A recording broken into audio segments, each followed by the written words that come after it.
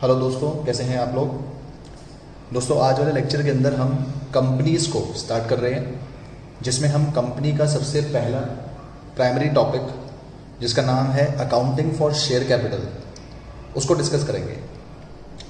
So without wasting any time आइए इसको start करते हैं। टॉपिक का नाम है अकाउंटिंग फॉर शेयर कैपिटल। इस लेक्चर के अंदर मैं आपसे सिर्फ और सिर्फ शेयर कैपिटल चैप्टर के बेसिक्स की बात करूंगा। देखिए दोस्तों, ये चैप्टर बहुत ज़्यादा इंपॉर्टेंट है। साथ ही साथ में ये जो चैप्टर है आपका, ये काफ़ी बड़ा है। इसको क्लियरली समझने के लिए इसके बेसिक्स पे बहुत ज़्यादा आपने ध्यान देना है। बेसिक्स क्लियर हो जाएंगे तो चैप्टर इजीली क्लियर हो जाएगा, राइट। तो सबसे पहले बात करते हैं कि शेयर है क्या चीज़। जो हम यहाँ पे पढ़ने जा रहे हैं शेयर, ये शेयर क्या चीज़ है। शेयर का मतलब है a share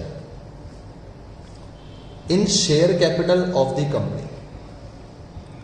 a share in share capital of the company. दोस्तों, डेफिनेशन बड़ी वियर्ड सी है, पर मतलब क्या हुआ वो समझिए। शेयर का मतलब होता है कंपनी की जो शेयर कैपिटल है, कंपनी की जो शेयर कैपिटल है उसका एक हिस्सा। शेयर यानी कि उसका एक हिस्सा, राइट। तो शेयर का मतलब होता है share in share capital of the company. यहां पे हमें यह समझना पड़ेगा कि अब शेयर कैपिटल क्या चीज है। तो शेयर कैपिटल का मतलब क्या है। हर कंपनी जब भी मार्केट में पैसा उठाती है तो पैसा उठाने के उसके पास दो सोर्स होते हैं। एक होता है डेट, जिसे हम बोलते हैं बोरोड फंड्स। एक होता है इक्विटी, यानी कि मनी को रेज करने के लिए कंपनी के पास दो सोर्सेज हैं, एक डेट है और एक इक्विटी है। डेट का मतलब होता है हमारे बोरोड फंड्स और इक्विटी का मतलब होता है हमारे ओनर फंड्स। इसको ओनर फंड्स इसलिए बोला जाता है क्योंकि जो भी पैसा आप शेयर से उठाते हो ना, तो शेयर से उठाने वाला पैसा शेयर होल्डर को ओनर बना देता है।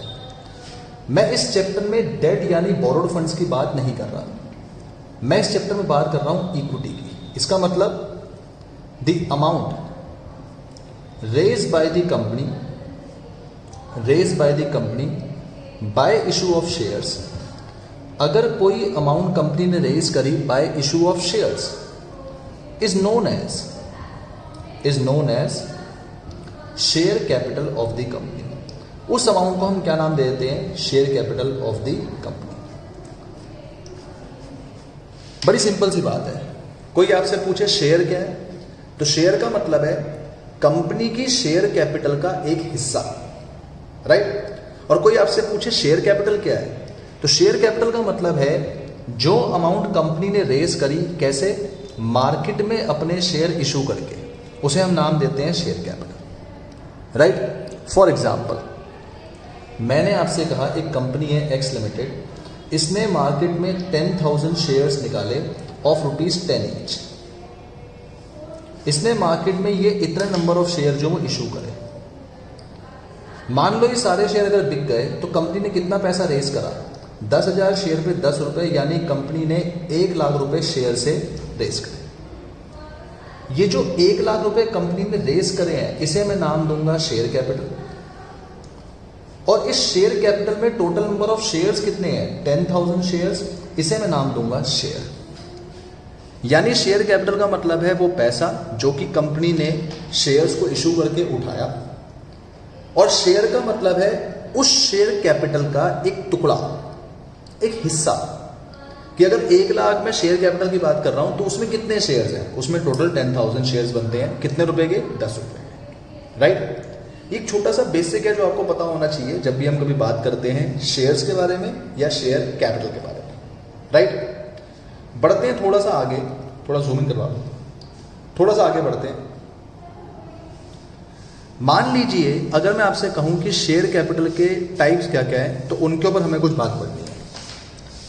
तो बढ़ेंगे आगे, लिखेंगे टाइप्स ऑफ शेयर कैपिटल। एक कंपनी की शेयर कैपिटल के बहुत सारे टाइप्स होते हैं, जिसे समझना बहुत ज्यादा जरूरी है इस चैप्टर की अकाउंटिंग को समझने के लिए। तो अब हम इसको समझने के ऊपर अपना काम करें। सबसे पहला टाइप होता है authorise share capital. Authorise share capital, जिसे कई लोग नॉमिनल या रजिस्टर्ड शेयर कैपिटल भी कहते हैं। नॉमिनल या रजिस्टर्ड शेयर कैपिटल क्या होता है? ऑथराइज शेयर कैपिटल या नॉमिनल रजिस्टर्ड शेयर कैपिटल, ये वो अमाउंट ऑफ शेयर कैपिटल है जो कंपनी अपने पूरे लाइफ टाइम में रेज कर सकती है। ध्यान दीजिए, मैंने 10 साल नहीं कहा, मैंने 20 साल नहीं कहा, मैंने कहा कंपनी जो अपने लाइफ टाइम में पूरा पैसा शेयर कर सकती है, जो पैसा रेज कर सकती है बाय शेयर्स, उसे हम कहते हैं ऑथराइज शेयर कैपिटल। यानी amount of share capital that company can raise during its lifetime. During its lifetime. ये वो अमाउंट है शेयर कैपिटल की जो कंपनी रेज कर सकती है during its life time. Not in 10 years, not in 20 years, उसकी पूरी आजीवन भर की जो जीवन की वो है एज है, जितना उसमें रेज कर सकती है वो है। आपने पढ़ा होगा कहीं ना कहीं MOA। MOA का मतलब होता है मेमोरेंडम ऑफ एसोसिएशन। इस मेमोरेंडम ऑफ एसोसिएशन में आपने पढ़ा होगा कि एक क्लॉज होता था, कैपिटल क्लॉज। मैं आपको बता दूं, ये कैपिटल क्लॉज के अंदर असलियत में ऑथराइज कैपिटल ही दिखाई जाती थी। क्यों लिखी जाती थी? ताकि मैं ये बता सकूं लोगों को कि मैं अपनी कंपनी में कितनी कैपिटल ऑथराइज कर रहा हूं कि मैं शेयर से उठा सकता हूं अपने आजीवन भर में। यानी ऑथराइज शेयर कैपिटल का मतलब है वो अमाउंट ऑफ शेयर कैपिटल जो कंपनी अपनी पूरी लाइफ टाइम में शेयर से उठा सकती है। ये होने को 10 लाख हो सकती है, ये होने को 20 लाख हो सकती है, होने को 1 करोड़ 10 करोड़ कितनी भी हो सकती है।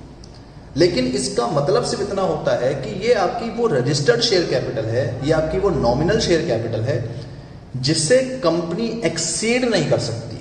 कहने का मतलब, मान लीजिए एक कंपनी है, जैसे मैंने नाम लिया एक्स लिमिटेड का, और इसकी ऑथराइज शेयर कैपिटल है 1 करोड़। इसका मतलब ये कंपनी अपने आजीवन भर में 1 करोड़ से ज्यादा रुपया नहीं उठा सकती शेयर से। मान लीजिए कंपनी ने 90 लाख पहले से उठा लिए, ये पहले से कंपनी ने उठा रखे हैं ऑलरेडी। अब कंपनी 20 लाख और उठाना चाहती है, तो आप सोचिए, अगर ऑथराइज शेयर कैपिटल 1 करोड़ है, कंपनी 20 लाख कभी नहीं उठा सकती। कंपनी सिर्फ कितने उठा सकती है? 10 लाख। और अगर कंपनी 1 करोड़ से ऊपर उठाना चाहती है तो कंपनी को इस लिमिट को चेंज करना होगा। लिमिट चेंज करने की आवश्यकता क्यों है, क्यों जरूरत है? क्योंकि अगर आपने ऑथराइज शेयर कैपिटल की लिमिट को चेंज नहीं करा, तब तक आप अपनी उस लिमिट को एक्सीड नहीं कर पाओगे। बिकॉज ये लिमिट आपकी एक ऐसी लिमिट है कि आजीवन भर में, लाइफ टाइम में आप सिर्फ इतना ही पैसा शेयर से उठा सकते हैं। बट प्रॉब्लम यह है कि अगर मैंने 1 करोड़ की लिमिट सेट कर दी और मैं 90 लाख उठा चुका हूं, तो अभी सिर्फ मैं 10 लाख उठा सकता हूं। 20 लाख या उससे ऊपर की कोई भी अमाउंट मेरे को रेज करने के लिए, जो कि 1 करोड़ से ऊपर बन जाती है, उसके लिए मुझे इस लिमिट को क्या करना पड़ेगा? चेंज करना पड़ेगा। राइट? सो ये हमारी ऑथराइज शेयर कैपिटल है। ऑथराइज शेयर कैपिटल के बाद दूसरी होती है हमारी issued share capital. Issued share capital का मतलब है ऑथराइज शेयर कैपिटल का कितना हिस्सा आपने मार्केट में इशू कर दिया। जैसे amount of shares issued in market to raise money by company time to time. समय समय पे कंपनी क्या करती है, मार्केट में शेयर्स इशू करती है ताकि वो पैसे को रेस करके चल सके।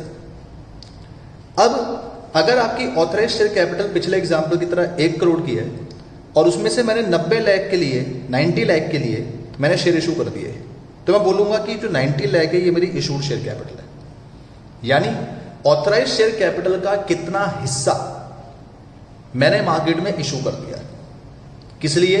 To raise money. उस पैसे को हम बोलते हैं इशूड शेयर कैपिटल। इसको लिखना चाहे लिख सकते हैं, part of authorise share capital that has been issued to raise money। वो पार्ट ऑथराइज शेयर कैपिटल का जो मैं इशू कर चुका हूं, किस लिए? मनी को रेज करने के लिए, उसे हम क्या नाम दे देते हैं? Issued share capital, right. इसके अलावा थर्ड पार्ट अपना जो होगा वो होगा सब्सक्राइब शेयर कैपिटल। अब सब्सक्राइब शेयर कैपिटल क्या है कि आपने जितना इशू करा उसमें से बिका कितना, मतलब उसमें से पब्लिक ने सब्सक्राइब कितना करा, यानी कि part of issued share capital that is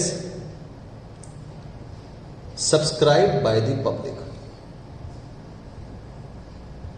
part of issued share capital that is subscribe by the public. For example, मैंने आपसे कहा 1 करोड़ मेरी ऑथराइज शेयर कैपिटल है कि मैं अपने लाइफ टाइम में इतना उठा सकता हूं। इसमें से मैंने मान लीजिए 70 लाख का जो आइटम है वो इशू कर दिया पैसा उठाने के लिए, तो ये इशूड शेयर कैपिटल होगी।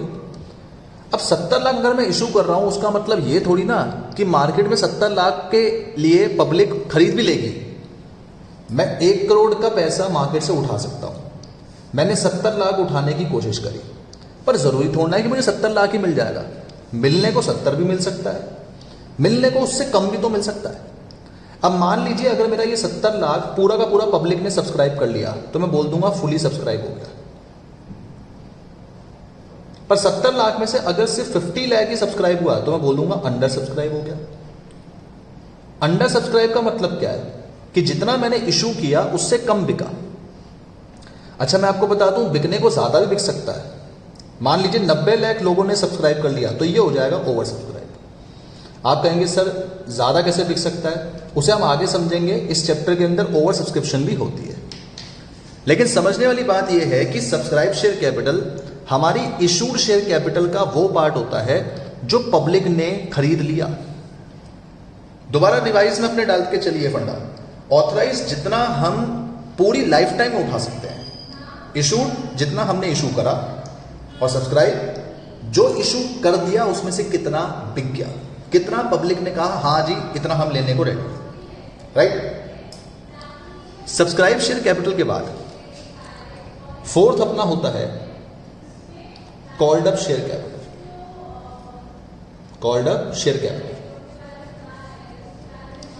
सब्सक्राइब शेयर कैपिटल था कितना बिक गया। कॉल्ड अप शेयर कैपिटल का मतलब है जो बिका उसमें से कंपनी ने कितना पैसा मांग लिया या मंगवा लिया, यानी कि part of subscribe share capital that is been called up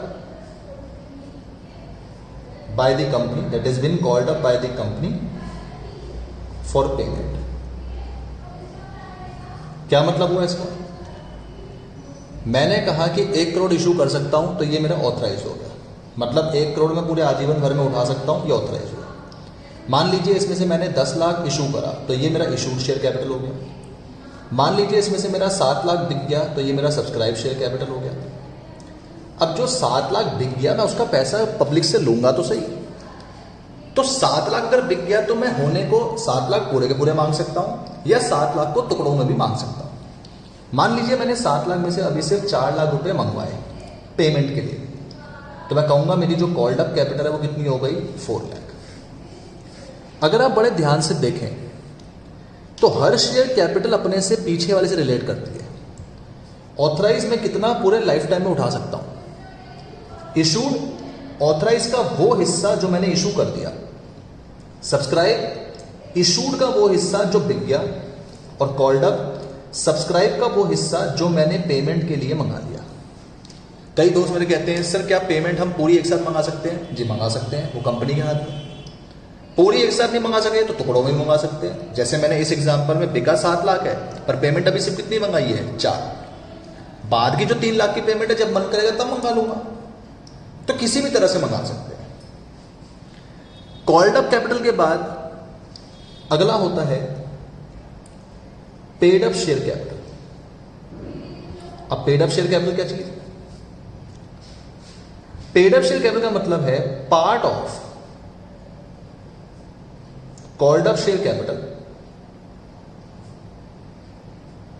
that is been paid by the public. इसका मतलब जितना आपने मंगाया था उसमें से पब्लिक ने कितना पे कर दिया। अगेन वही एग्जांपल, 1 करोड़ में पूरे लाइफ टाइम में उठा सकता हूं तो ये ऑथराइज हुआ। इसमें से 10 लाख इशू करा था तो ये इशूड शेयर कैपिटल हुआ। बिका 7 लाख तो ये सब्सक्राइब शेयर कैपिटल हुआ। मंगाया 4 लाख तो ये कॉल्ड अप। अब अगर मैं जनता से 4 लाख रुपए मंगा रहा हूं तो जरूरी थोड़ा कि जनता 4 लाख पूरे दे देगी। देने को वो 4 लाख पूरे भी दे सकती है, देने को वो 4 लाख से कम भी दे सकती है। तो अगर आपके पास 4 लाख कॉल्ड अप है और जनता ने उसमें से पे से 3 लाख करा तो मैं बोलूंगा ये 3 लाख आपकी पेड अप शेयर कैपिटल है। अगेन वही बात, हर कैपिटल अपने से पीछे वाले से रिलेट करती है। इशूड का मतलब ऑथराइज में से कितना इशू करा, सब्सक्राइब जो इशू किया था उसमें से कितना बिक गया, कॉल्ड अप जो बिका था उसमें से कितना मंगाया कंपनी ने, और पेड अप जितना मंगाया था उसमें से कितना मिल गया। राइट। सो ये हमारी 5 तरह की शेयर कैपिटल होती हैं जो क्वेश्चन में यूज होंगी, जिसे आपने बेसिक्स के तौर पे पता होना जरूरी है। एक छठी इसमें और होती है जो मैं आपको बताना चाहूंगा, ये होता है आपका रिजर्व कैपिटल। रिजर्व कैपिटल ये सबसे अलग टाइप ऑफ कैपिटल होती है। क्यों? रिजर्व शेयर कैपिटल, बिल्कुल सही, सबसे अलग टाइप ऑफ शेयर कैपिटल होती है। क्यों? क्योंकि इसे कंपनी अपने पास रिजर्व की तरह रखती है और इसे सिर्फ तब मंगवाती है जब कंपनी को वाइंड अप करना हो, जब कंपनी को बंद करना हो। देखिए क्या होता है, कंपनी को बंद करने के वक्त पे कंपनी को अपने डेट्स, अपनी लायबिलिटीज की पेमेंट करनी होती है। तो लॉजिक समझिए, कंपनी को बंद करने के टाइम पर भी पेमेंट करने की आवश्यकता है और पेमेंट करने के लिए पैसे की जरूरत है।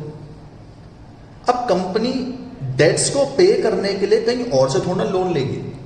ये तो कहने में वही हो जाएगा कि एक लोन को उतारने के लिए हमने दूसरी जगह से लोन ले लिया।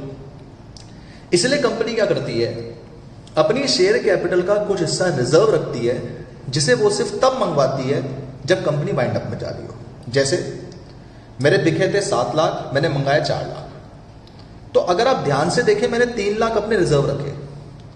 मैं वो 3 लाख अपने रिजर्व इसलिए रख रहा हूं कि कल को अगर मेरी कंपनी वाइंड अप में गई तो मैं पब्लिक से कह दूंगा लाओ भाई 3 लाख रुपए अपने मेरे को दे जाओ। इसका मतलब part of subscribe share capital, part of subscribe share capital that is reserved by the company, reserved by the company and is only called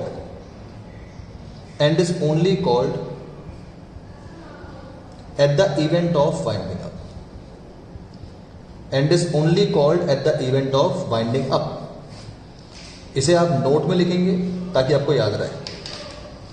इसे आपने जो है नोट में लिख के चलना है, राइट। और साथ ही साथ में ये बात आपको पता होनी चाहिए कि ये part of share capital company winding up के अलावा और किसी रीजन पे नहीं मंगा सकती।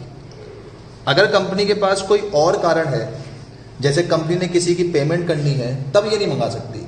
सिर्फ कंपनी को जब लिक्विडेट करना है, सिर्फ उसी केस के अंदर लिक्विडेशन के टाइम पे कंपनी इस पैसे को मंगवा सकती है। मतलब कंपनी को अगर शट डाउन करना है सिर्फ तभी इसी पैसे को मंगवा सकते हैं। सो ये हमारी 6 टाइप्स की शेयर कैपिटल होती है, जो कि हमें शेयर कैपिटल की अकाउंटिंग समझने के लिए समझना बहुत ज़्यादा ज़रूरी है, राइट। इसके अलावा जैसे आपने पढ़ा कि शेयर कैपिटल होता है, इसी तरीके से हमारे शेयर के भी टाइप्स होते हैं। ऑल्दो आपने शेयर के टाइप्स पढ़े होंगे, equity share and preference shares, but फिर भी स्टिल हम उनको डिस्कस करेंगे कि ये दोनों शेयर्स होते कैसे हैं, इनमें फ़र्क किस बात का है। तो आइए ज़रा उसको भी समझते हैं। शेयर्स मेनली अपने पास 2 प्रकार के होते हैं। पहले आपने शेयर पढ़ा, शेयर कैपिटल पढ़ा, टाइप्स पढ़े शेयर कैपिटल के। अब मैं आपको बता रहा हूं कि टाइप्स ऑफ शेयर्स क्या है। तो जनाब, शेयर्स के 2 टाइप्स होते हैं, एक होता है इक्विटी शेयर्स, एक होता है प्रेफरेंस शेयर्स, राइट। दोनों के बीच के कुछ डिफरेंस समझते हैं। होल्डर्स, पहला बेसिस मैंने बनाया होल्डर्स का। इक्विटी शेयर जिनके पास होते हैं उनको हम बोलते हैं equity share holders. Preference share जिनके पास होते हैं उनको हम बोलते हैं preference share holders. Right. Status, जिन लोगों के पास इक्विटी शेयर होल्डर्स हैं वो कंपनी के ओनर्स कहलाते हैं, वो कंपनी के मालिक कहलाते हैं। और जिन लोगों के पास प्रेफरेंस शेयर होल्डर्स हैं वो कंपनी के क्रेडिटर्स या फिर आप कह लीजिए लेंडर्स कहलाते हैं, जिन्होंने कंपनी को पैसा उधार दिया। राइट। थर्ड, इक्विटी शेयर्स को ऑर्डिनरी शेयर्स भी कहा जाता है। कल को पेपर में बोल दिया जाए ऑर्डिनरी शेयर्स, तो आप ध्यान रखना कि ऑर्डिनरी शेयर्स इक्विटी शेयर्स ही होते हैं। Third, dividend. डिविडेंड का मतलब है अगर जनता शेयर खरीदती है, जैसे आप किसी को लोन देते हो तो बदले में आप क्या कमाते हो? इंटरेस्ट। आप किसी को प्रॉपर्टी लेट आउट करते हो तो बदले में क्या कमाते हो? रेंट। इसी तरह से अगर आप मार्केट में शेयर्स परचेज करते हो तो आप उसके ऊपर कमाते हो डिविडेंड। डिविडेंड वो रिटर्न है जो शेयर परचेज करने पे कंपनी आपको देती है। तो इक्विटी शेयर्स के ऊपर फ्लेक्सिबल रेट ऑफ डिविडेंड होता है। फ्लेक्सिबल रेट ऑफ डिविडेंड का मतलब क्या है? कभी कम मिलेगा, कभी ज्यादा मिलेगा। जबकि प्रेफरेंस शेयर के ऊपर एक फिक्स रेट ऑफ डिविडेंड होता है। फिक्स रेट ऑफ डिविडेंड का मतलब यहां पे फिक्स मिलता है, जिसकी वजह से मैं अगला बेसिस बनाना चाहूंगा सूटेबिलिटी। सूटेबिलिटी, क्योंकि इसमें कभी डिविडेंड ज्यादा मिलेगा कभी कम, फ्लेक्सिबल है, तो ये इक्विटी शेयर सूटेबल होते हैं हाई रिस्क टेकिंग इन्वेस्टर्स के लिए। जो इन्वेस्टर्स को रिस्क लेने की आदत है उनके लिए इक्विटी शेयर बेस्ट है, और जो ऐसे हैं जिनको रिस्क लेने की आदत नहीं है उनके लिए प्रेफरेंस शेयर बेस्ट है, क्योंकि इसमें एक फिक्स रेट ऑफ डिविडेंड आपको मिलता है, मतलब एक फिक्स इनकम आपको मिलेगी। तो इसमें मैं बोलता हूं नॉन रिस्क टेकिंग इन्वेस्टर्स, जिन्हें रिस्क पसंद नहीं है, वो इन्वेस्टर्स मेनली प्रेफरेंस शेयर्स के अंदर अपना पैसा लगाएंगे। राइट। उसके बाद डिविडेंड पेमेंट। डिविडेंड पेमेंट मतलब कि डिविडेंड की पेमेंट होगी कैसे? इक्विटी शेयर्स को पे किया जाता है आफ्टर प्रेफरेंस शेयर्स, मतलब पहले पेमेंट किसकी होगी? प्रेफरेंस शेयर्स की। और प्रेफरेंस शेयर्स को पे किया जाता है बिफोर इक्विटी शेयर्स। अगर आप ध्यान दें, प्रेफरेंस शेयर का नाम प्रेफरेंस इसीलिए पड़ा है because they are preferred over equity.